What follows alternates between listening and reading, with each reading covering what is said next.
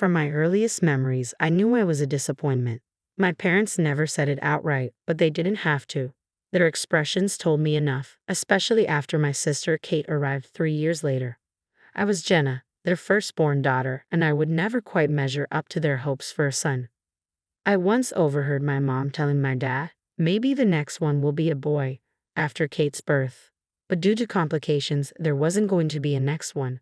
Their dream of having a son faded, and they shifted their hope toward the possibility of grandsons someday. Growing up, I watched Kate charm our parents effortlessly. She had a knack for it, flashing those big brown eyes to get whatever she wanted, while I learned to rely on myself. I knew I had everything I needed: clothes, food, a roof over my head, and an education. But emotional warmth was always scarce, at least for me. I gradually accepted this, building my own sense of self-reliance. In high school, I announced over dinner, I'm going to study economics. Mom and Dad exchanged glances. Are you sure, honey? Mom asked hesitantly. What about something more suitable for a young lady, like teaching or nursing? Despite their objections, I held firm, already having secured a partial scholarship to State University. My resolve only seemed to confirm their disappointment, and as usual, they barely hid it. Meanwhile, Kate's announcement that she wanted to study psychology was met with immediate enthusiasm. You've always been so good with people. Mom beamed. I'd learned long ago that their approval wasn't something I'd win, so I focused on my future, looking forward to the independence college would bring. During my sophomore year, I met James, a senior in the economics department. We literally bumped into each other in the library, where he noticed me from class. You're the one always asking the smart questions, he said, smiling as he picked up my fallen textbook. Surprised to be noticed in a positive way, I accepted his invitation for coffee. That coffee date turned into dinners, movie nights, and eventually a relationship that made me feel truly seen and appreciated. After he graduated, James landed a job at Anderson Consulting. He waited for me to finish my degree, and once I did, we moved in together. During his first visit to my parents' house, they immediately warmed up to him, doting on him and hanging on to his every word. I couldn't help but notice the stark difference in their reaction to him compared to me. They finally had the son they always wanted, if only through marriage. A year later, James proposed, and I accepted without hesitation. Despite my parents pushing for an elaborate wedding, we chose a small, intimate ceremony that felt right for us. Afterward, the questions about starting a family began almost immediately. I repeatedly explained that we wanted to save for a house first, to be financially stable. 2 years later, we bought our first home. It was modest, but it was ours. And just 3 months later, Kate announced she was pregnant. Her boyfriend Mark left as soon as she started showing, but my parents rallied around her, transforming their house into a nursery and preparing to help raise their first grandchild, Emily. My parents adored Emily, and watching them fawn over her only increased the pressure on James and me to start our own family. James was wonderful with Emily, and seeing him play with her made my heart ache with a new desire for children. We started trying, but month after month, nothing happened. After a year, my mom urged me to see a doctor, even forwarding me contacts for fertility specialists. I finally made an appointment, with James by my side. When the doctor confirmed that I was infertile, the words hit me like a blow.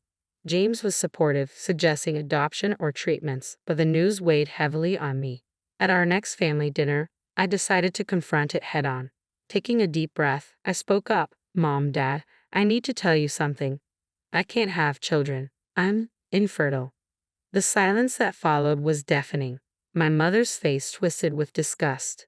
Infertile, she spat as though the word was poisonous. What kind of woman can't do the one thing she's meant to do? My father wouldn't even look at me. An empty vessel, he muttered. Just a barren flower. My sister Kate smirked, bouncing her daughter Emily on her knee. Guess we know who the real woman in the family is. Desperate, I looked at my husband James for support, but he just stared at his plate. Tears burned hotly in my eyes, and I pushed back from the table, running out of the house, ignoring their calls. After that night, I couldn't bring myself to go back, though James continued visiting. He'd come home full of stories. Emily learned a new song today, he'd say. You should have seen her dancing around the living room. Or, Kate made this amazing lasagna. Each word felt like a knife to my heart. Lying awake at night, listening to James breathe beside me, I wondered if he resented me. The guilt gnawed at me every time he returned from another visit to my parents' house, his eyes wistful after spending time with Emily. It was a regular Tuesday when my world fell apart. I came home early with takeout, James's favorite, but the house was empty and dark. His car wasn't in the driveway. A bad feeling twisted in my stomach, and when I called his cell, it went straight to voicemail. Then my phone buzzed. A notification from Instagram. Kate had posted a new photo. I almost ignored it but clicked anyway.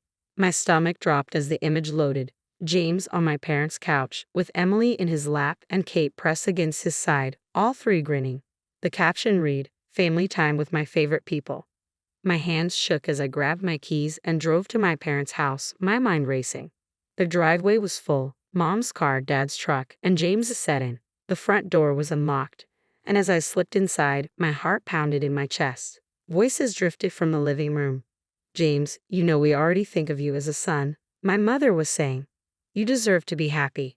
And you've been so wonderful with Emily," my father added. "And Kate, she's young, fertile. You could have more children together. Why stay trapped in a marriage with—" Mom's voice dropped, but I still heard the disgust. "A barren woman." I couldn't breathe. I stumbled into the room, making them all jump. My parents and sister sat on the couch, James in Dad's armchair, Emily playing on the floor. One big happy family, plotting to push me out. What the hell is going on here? My voice was shaky but strong.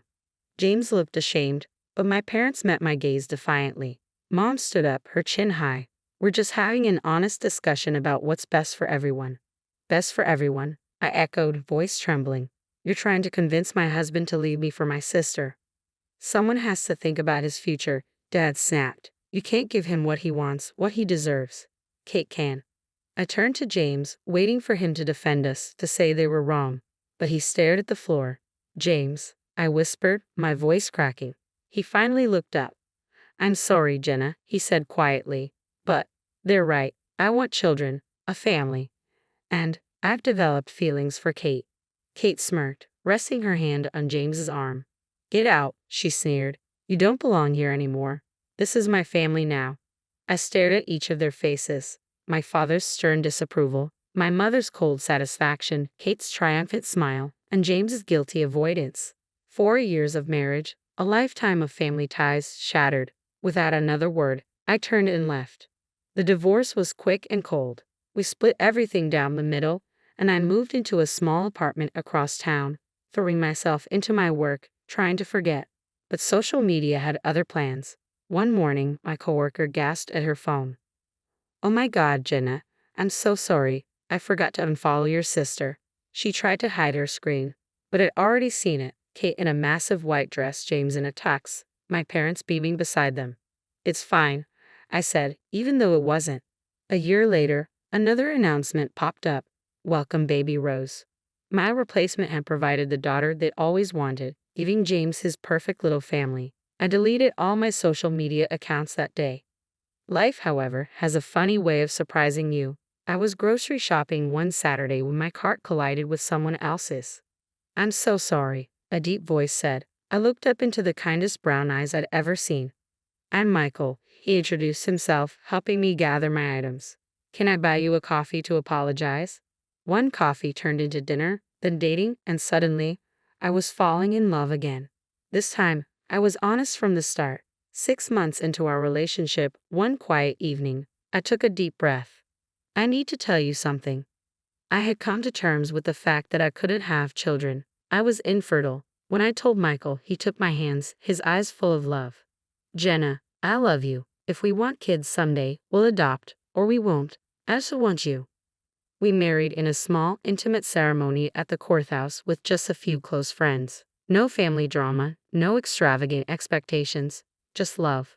A year into our marriage, I began feeling strange, waking up nauseous and getting dizzy at odd times.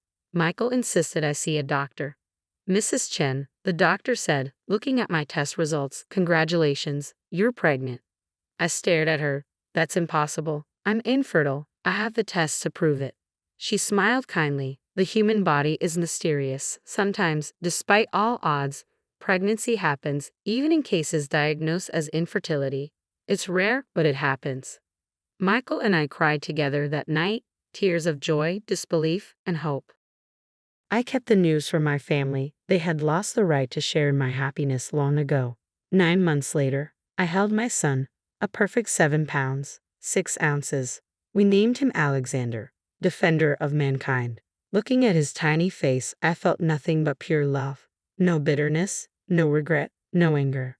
Life settled into a beautiful rhythm. Alexander grew, and Michael was a perfect father. We rarely ate out, savoring family dinners at home. But one evening, when Michael got a promotion, we decided to celebrate at a downtown French restaurant, Lamb Zone.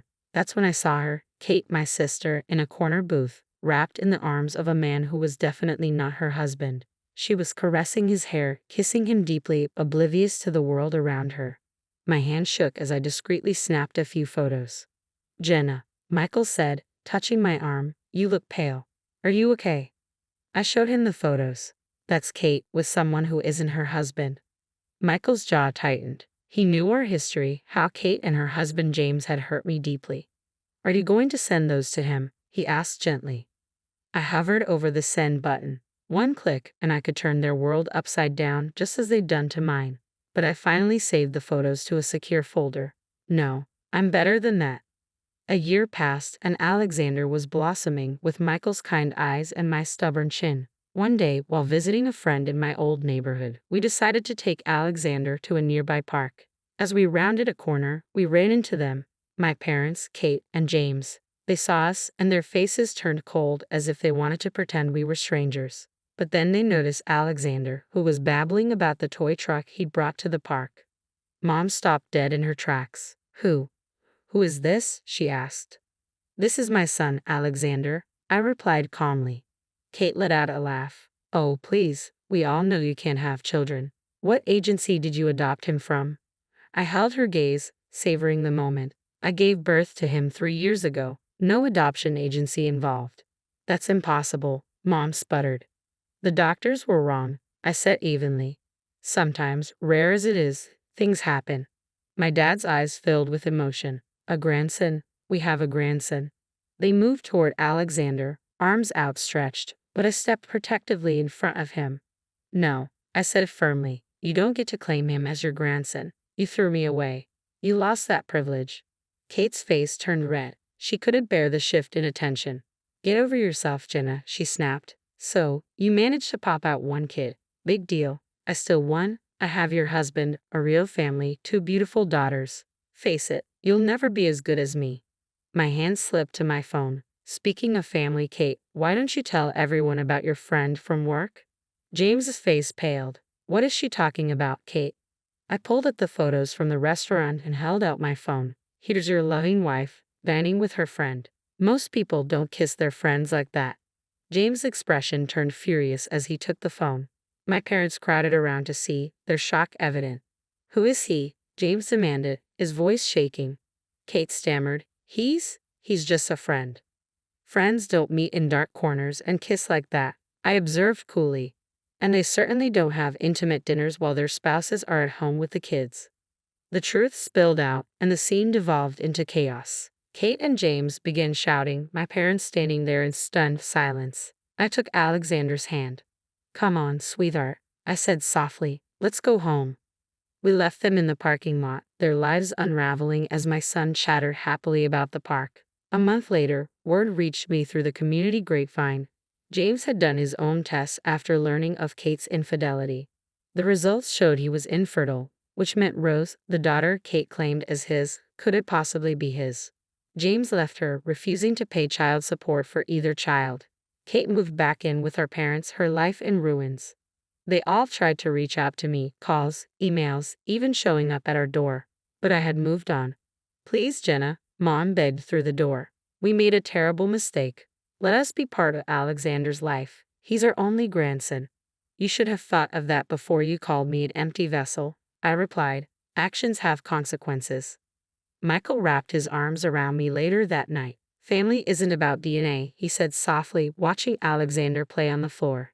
"It's about love, respect, and loyalty. They showed you none of those things."